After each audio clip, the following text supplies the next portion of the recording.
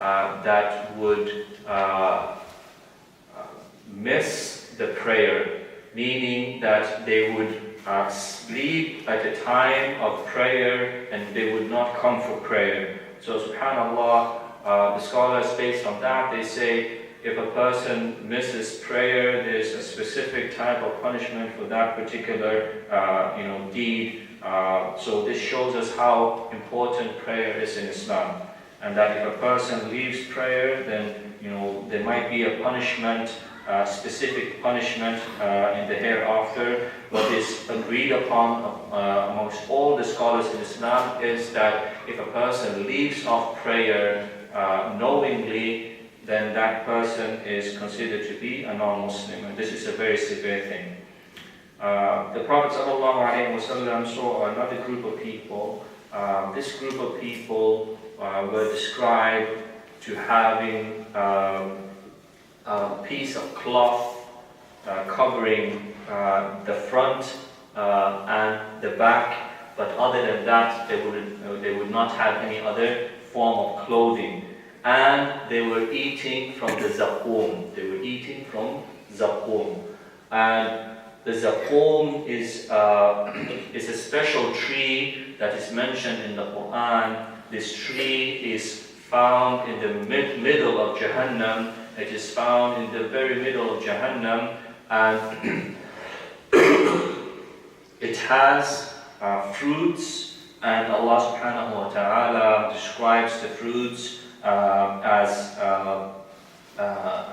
رؤوس كأنها رؤوس الشياطين. It is as if it is the heads of devils. Allah subhanahu wa ta'ala described it in a very ugly way, in a way that if you ask a person today, if you ask them, have you seen a shaitan? No one will say, yes, I've seen a shaitan. But even then, if you tell someone there's a fruit, there's a tree that has its fruits look like the head of shayateen, then any human being will find it, they won't want to eat from that fruit. So subhanAllah, Allah subhanahu wa ta'ala not only mentioned the tree having fruits like the heads of the devils, but Allah subhanahu wa ta'ala described the shajaratul zaqqum ta'amul athim, meaning it has evil. Allah subhanahu wa ta'ala described the fruits itself being evil. So this is something that subhanAllah the mind can't really wrap around, and these people were actually eating from this fruit. They were eating it, and when the Prophet ﷺ asked Jibreel alayhi salam about these people, the response was that these people are the people who Allah subhanahu wa ta'ala blessed with wealth in this world, but they did not give in sadaqah. And Allah subhanahu wa ta'ala kept blessing them and blessing them with wealth, with money and so on, but they would not give in sadaqah. And this is a particular punishment that is mentioned for these people. And subhanAllah, how many people don't fall underneath this type of category? And it should be a wake-up call. If you feel that you might be amongst these people, there is always time to change. Allah subhanahu wa ta'ala, He blesses people, and sometimes that blessing, you think it might be a blessing, but depending on how you use that blessing, it can remain a blessing, or it can actually turn into a ni'mah. It can turn into a punishment. And then the Prophet ﷺ, he saw another group of people. They were presented with good, fresh meat. And that meat, they would put that aside and they would eat rotten and bad meat. Things that had expired and that had disease and so on. And when the Prophet ﷺ saw this, he asked Jibreel alayhi salam, what are these people? And the Prophet ﷺ was responded with, that they were the people who had a lawful wife, but instead of being intimate with that spouse, that wife, they would rather go to something that was haram for them.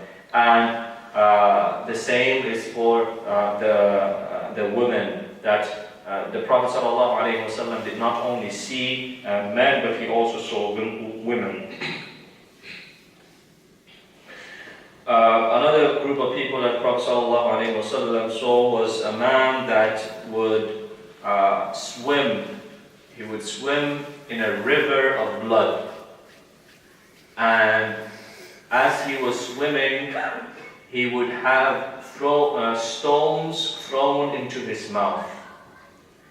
And the Prophet ﷺ asked about this, and he was told that this is the punishment for people who eat riba. People who eat riba. And Allah subhanahu wa ta'ala has mentioned specifically in the Quran that whoever knowingly eats riba, that person is waging a war against Allah subhanahu wa ta'ala. And who here can win a war against Allah subhanahu wa ta'ala? It is impossible.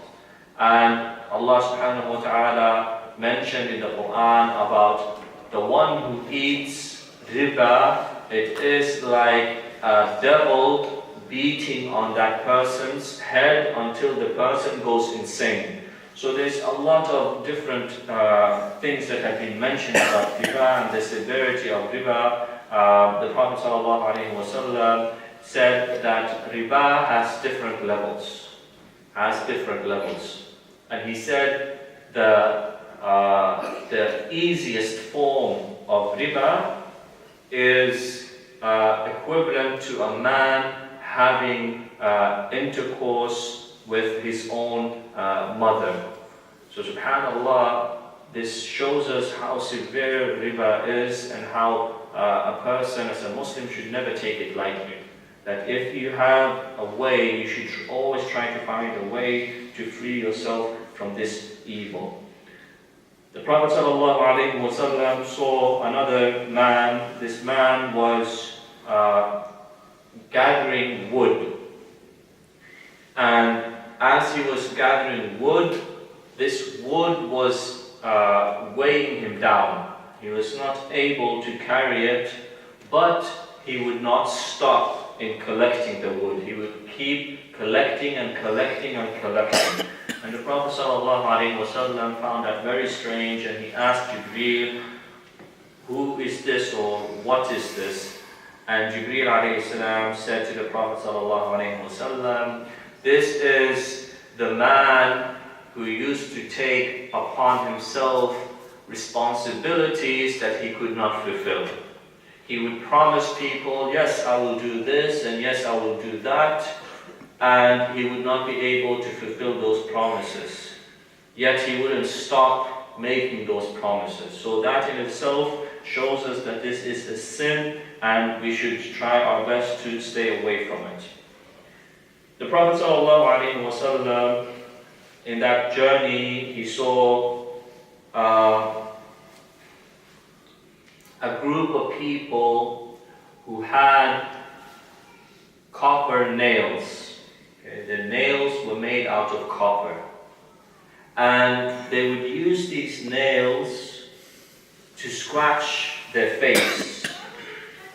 So much so that blood and the flesh would fall off the face. And when the Prophet ﷺ asked Jibreel alayhi salam, who are these people?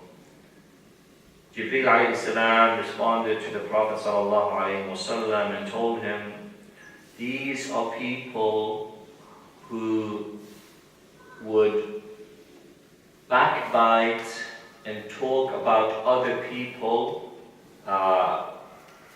without them being present. And subhanallah, we know the dangers of backbiting. We know it in the Quran. We know it in the Sunnah. But sometimes we don't really realize how bad it is. And we don't really comprehend the many different ways it can come up. Sometimes you might be with a group of people and subhanAllah, you know what is funny or rather sad is that some people, they think that just because they say before starting to talk, they say this is not backbiting, but you know, this and this and this, and then they start going into the person and they start mentioning. And they think just because they say this is not riba, this is not backbiting, that it takes away the reality of backbiting. No, it is still backbiting.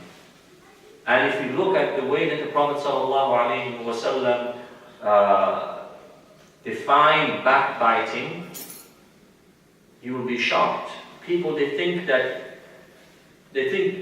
backbiting is something completely different. The Prophet ﷺ, he said, it is ذِكْرُكَ أَخَاكَ بِمَا يَكْرَهُ. It is to mention about your brother, your sister in Islam, something that they are not pleased with. SubhanAllah. It's not about telling lies about a person, but you're actually mentioning something that is in the person, but they don't feel comfortable with you mentioning to other people. Simple thing. If you say, you know, the tall brother, or, you know, the fat brother, he might be tall, he might be fat, right? But it is not for us to describe people like that. The person has a name. There's other ways to describe the person. And even the companions, when they asked the Prophet ﷺ, what if what I'm saying is a lie? What if I'm talking behind his back? Not only that, but I add a lie to it. I say something that is not true. You know that person over there? That person stole the money. Did you see him steal the money? No. But that's what I heard. They stole the